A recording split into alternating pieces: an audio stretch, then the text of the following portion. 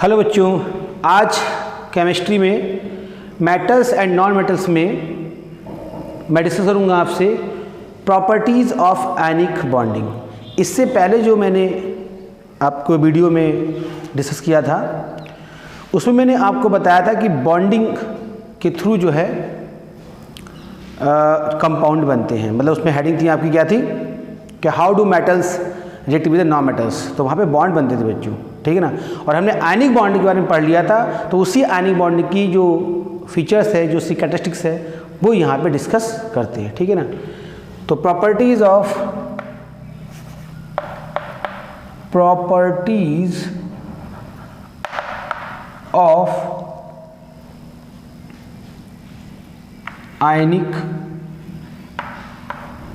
Ionic bond या ionic compound, एक ही बात है बच्चों। प्रॉपर्टीज ऑफ आयनिक बॉन्ड या फिर आयनिक कंपाउंड, ठीक है ना। तो सबसे पहले यहाँ पे फिजिकल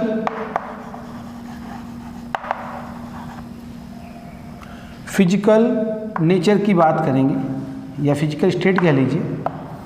तो फिजिकल नेचर में जितने भी आयनिक कंपाउंड होते हैं, स्पेशली ये बच्चों होते हैं क्रिस्टलाइन। क्या होते हैं? क्रिस्टलाइन। ये क्रिस्टलाइन होते हैं बच्चों, ठीक है ना। और सॉलिड होते हैं, क्रिस्टलाइन सॉलिड, ठीक। इसके अलावा दे ब्रेक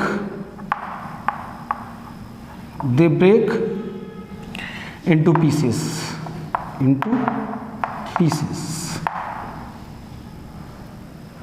तो ये पीसेस में, टुकड़ों में टूट जाते हैं। ये क्रिस्टलाइन सॉलिड होते हैं, हार्ड होते हैं, ठीक है, बट क्रिस्टलाइन होते हैं तो तुच्छना के साथ टूट जाते हैं। मतलब इनमें क्या होता है, बताया था, ब्रिटलनेस है ना, काफ़ी होती है। इसके बाद फिजिकल नेचर के बाद यहाँ पर नेक्स्ट हम देखेंगे इसकी सॉल्युबिलिटी, ठीक है ना।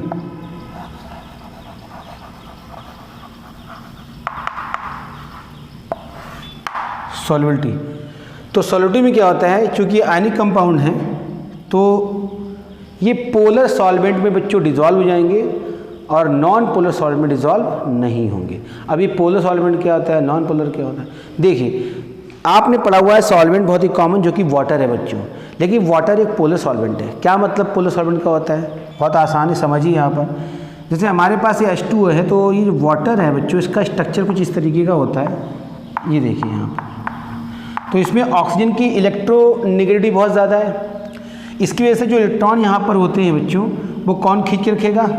ऑक्सीजन, ठीक है। जब खींच के रखेगा तो यहाँ पर क्या होगा, नेगेटिव चार्ज क्रिएट होगा।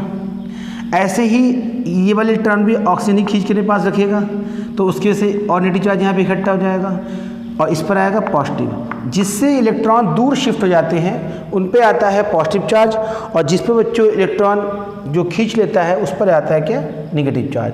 तो यही होता है, इसे ही बोलते हैं पोलर मॉलिक्यूल की, जिस पे चार्ज हो। इसे डाइपोल बोलते हैं। वैसे आप पढ़ोगे हायर क्लास में, डाइपोल बोलते हैं। तो एक डाइपोल ये बन गया, एक डाइपोल ये बन गया। डाइपोल मतलब दो पोल वाला, दो पोल आ गए, नेगेटिव और पॉजिटिव। तो ये आपका क्या हो गया, ये एक पोलर मॉलिक्यूल हो गया। तो वाटर क्या बच्चों, पोलर सॉल्वेंट है। और जो आपके जितने भी आयनिक कंपाउंड वो सब पोलर होते हैं। फॉर एग्जांपल NaCl की बात करें बच्चों, NaCl। अब NaCl आप जानते हैं, इस पर भी क्या होता है, प्लस होता है और माइनस होता है, ठीक है ना।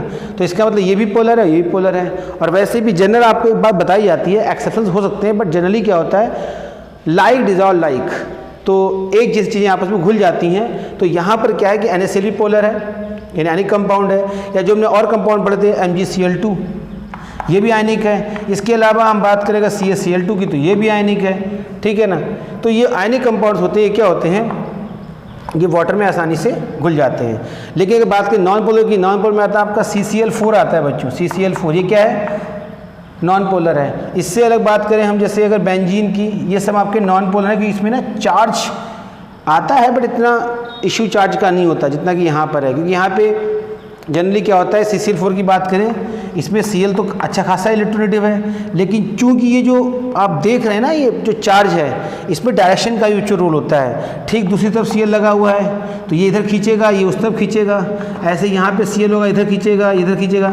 तो लगभग इसमें जो है चार्ज तो होता है, बट थोड़ा बहुत कम चार्ज होता है, तो इसको हम ना पोलर में कंसीडर करते नहीं है बेसिकली CCl4 को। That is a carbon tetrachloride, ये भी एक सॉल्वेंट है, बेंजीन में सॉल्वेंट है, तो इन पे चार्ज बहुत कम होता है या नहीं भी होता है, तो इसलिए इनको हम नॉन पोलर सॉल्वेंट में लेके आते हैं और ये पोलर सॉल्वेंट में। तो इन्होंने कहा है कि सोल्युबिलिटी में क्या है, दे डिजॉल्व इन पोलर सॉल्वेंट। तो मैं ये पॉइंट लिख रहा हूँ, यहाँ पे लिख दीजिए, दे डिजॉल्व, सॉरी हाँ, दे soluble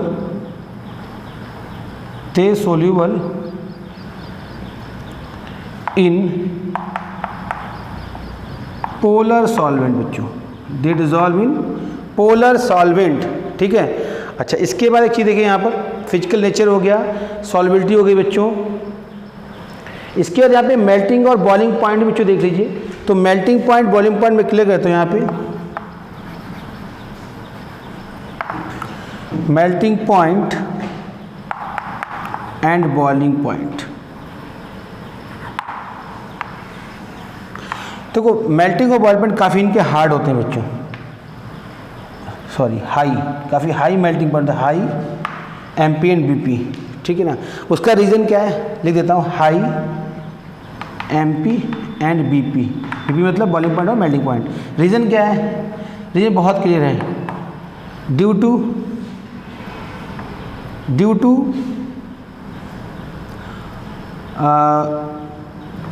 to high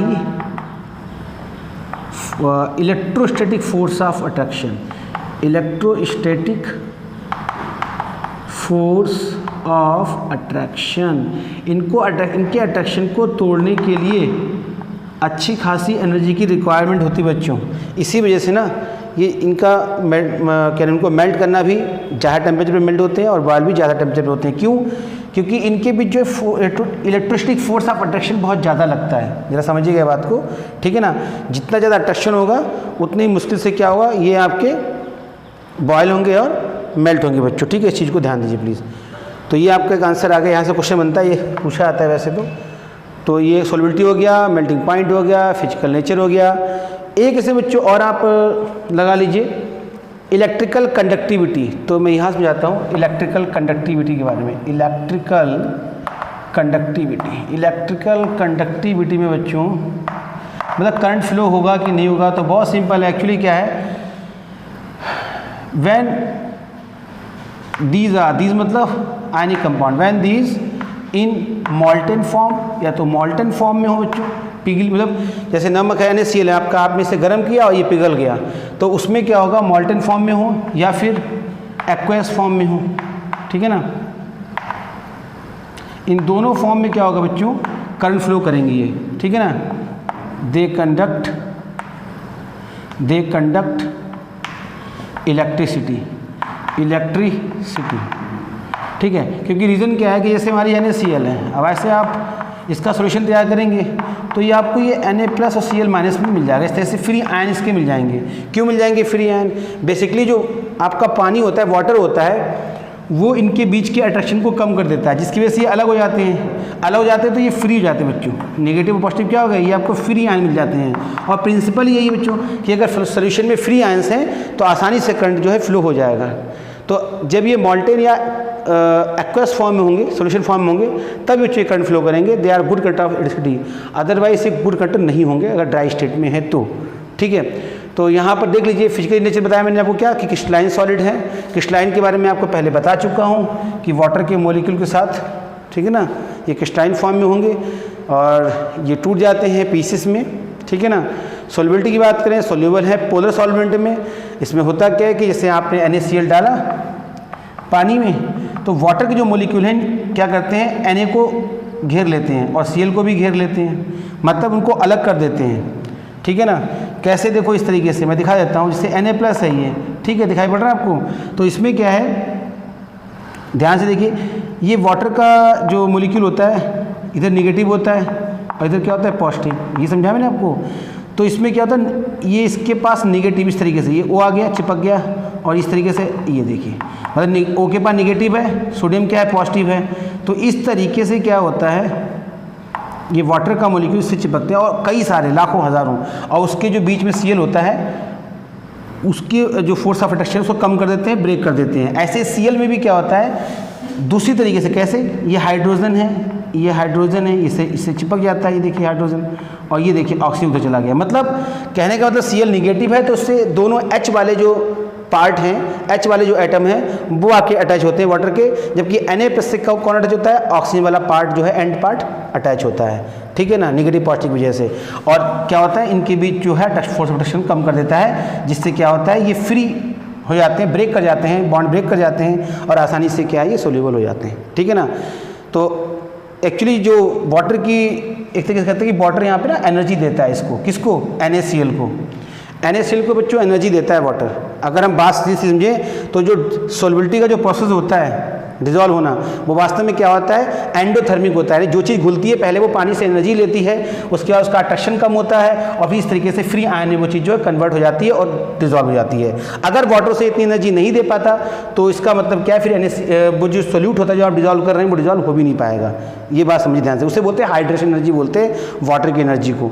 melting point क्या है इसके, हार्ड होंगे, क्यों होंगे, क्योंकि इनके बीच इलेक्ट्रोस्टैटिक फोर्स ऑफ अट्रैक्शन बहुत ज़्यादा है, यानी अगर हम इसे ब्रेक करना चाहें इनको तो अच्छी खासी में एनर्जी देनी होगी इनके बॉन्ड को, इनके अट्रैक्शन को तोड़ने के लिए। बच्चों सबको समझ में आ रहा है, इनके अट्रैक्शन को तोड़ने के लिए अच्छी खासी एनर्जी देनी पड़ेगी, अच्छी खासी एनर्जी, ठीक। तो इनका मेल्टिंग पॉइंट बनने के बहुत ज़्यादा है। इलेक्ट्रिकल कंडक्टिविटी है मैंने आपको, मॉल्टेन फॉर्म में, एक्वस फॉर्म में तो ये करंट फ्लो करेंगे, अदरवाइज करंट फ्लो नहीं करेंगे, ठीक है बच्चों। तो आज की वीडियो में बच्चों इतना ही, ठीक है। और हाँ, मैं आपको बता दूँ यहाँ पर ये जो मैंने आपको बताया टॉपिक है, इसके बाद ना आपका सिलेबस 2022 का जो टर्म 1 का सिलेबस है बच्चों वो कंप्लीट हो गया। आपको यहीं तक मेहनत करनी है। केमिस्ट्री में चैप्टर 1, चैप्टर 2 और चैप्टर 3 ही आ रहे हैं और चैप्टर 3 भी यहीं तक आ रहा है। इसके बाद बच्चों शुरू होती है मेटलर्जी, जो कि आपके सिलेबस में इस बार नहीं है, ठीक है, रिड्यूस कर दी गई है। तो अब करना क्या आपको, इसके बाद जो मैं नेक्स्ट वीडियो बनाऊँगा वो हमारा उसमें टॉपिक होगा बच्चों लाइफ प्रोसेस।